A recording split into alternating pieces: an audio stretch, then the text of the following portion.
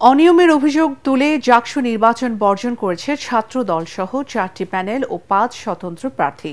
শিবিরের দাবি, পরাজয় নিশ্চিত জেনেই সরে যাওয়ার ঘোষণা ছাত্রদলের। এবারের নির্বাচন একটি খারাপ উদাহরণ সৃষ্টি করেছে, এটা একটা ব্যাড ইলেকশন।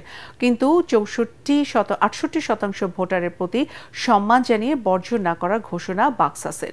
এদিকে মেশিনে গণনা নিয়ে প্রার্থীদের আপত্তির মুখে ম্যানুয়াল পদ্ধতিতে গোনা হচ্ছে ভোট, ফলে চূড়ান্ত ফল ঘোষণায় বিলম্ব হচ্ছে বলে জানিয়েছেন নির্বাচন কমিশনের সদস্য সচিব AKM রাশিদুল আলম।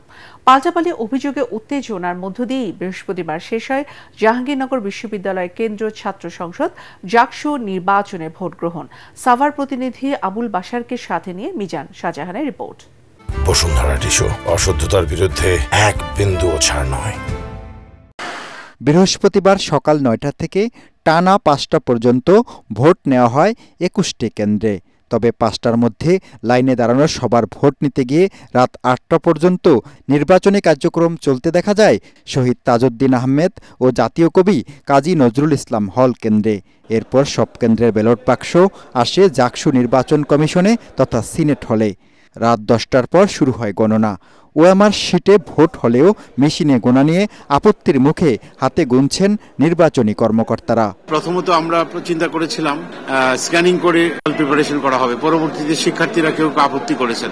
এর আগে ভোটের নিরপেক্ষতা নিয়ে প্রশ্ন তুলে নির্বাচন বর্জনের ঘোষণা দেয় ছাত্রদলের পূর্ণ প্যানেল। জিএস প্রার্থী ও 13 নম্বর ছাত্রী হলের ছাত্রদলের সভাপতি তানজিলা হোসেন বৈশাখী এই ঘোষণা দেওয়ার সময় পাশে ছিলেন বিপি প্রার্থী মীর মোশাররফ হোসেন হল শাখা ছাত্রদলের সভাপতি শেখ সাদি হাসান। তাদের সাথে একমত হয়ে নির্বাচনী দায়িত্ব থেকে সরে দাঁড়ায় বিএনপিপন্থী 3 শিক্ষক। ওএমআর মেশিন আনা হয়েছে বিশ্ববিদ্যালয় প্রশাসনের সুযোগ থাকা সত্ত্বেও যে আমাদের নিজেদের আমরা নির্দলীয় কোনো জিনিস নির্দলীয় ম্যাটেরিয়ালস গুলো আনবো। তারপরে যখন এটা করেছে আমরা তখন থেকে আশঙ্কা করছি এই নির্বাচন হবে ফাঁদানো নির্বাচন। পরে রাতে নতুন নির্বাচন কমিশন গঠন করে আবার জাকসু নির্বাচনের দাবিতে বিক্ষোভ করে ছাত্রদল।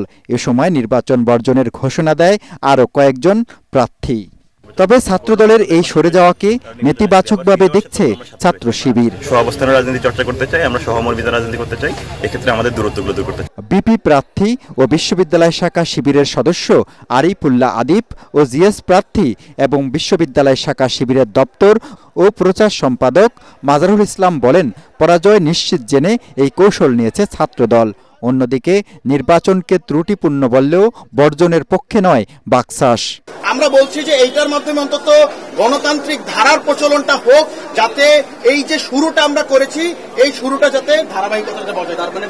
33 বছর পর হওয়া দেশের একমাত্র পূর্ণাঙ্গ আবাসিক পাবলিক বিশ্ববিদ্যালয়ে শিক্ষার্থী সংসদ নির্বাচনের ফলাফল ঘোষণায় ম্যানুয়াল পদ্ধতির ব্যবহারে পক্ষে বিপক্ষে চলছে নানা যুক্তি পাল্টা যুক্তি।